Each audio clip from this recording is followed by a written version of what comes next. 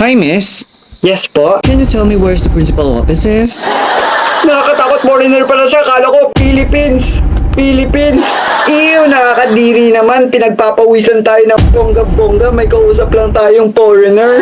Miss, can you tell me where is it? Yes. Nakakaya naman wala tayong ibang masagot kundi yes lang. Naku, naalala ko tuloy yung tinuro ng English teacher natin. Ay, ano nga ulit yun?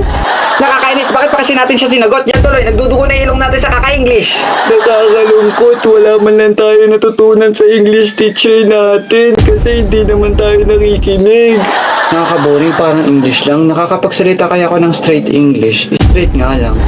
Nakakaingit naman yung iba, nakakapagsalita sila ng English. Sana sila na lang yun nandito. Ano mangyayari kung di natin siya ma-help? Baka i-report na tayo sa principal office. Guys, kalma, okay. Ngitian na lang natin siya para masaya. Miss, why are you smiling? You're so creepy. Bye. Ay, buti na lang umalis na siya.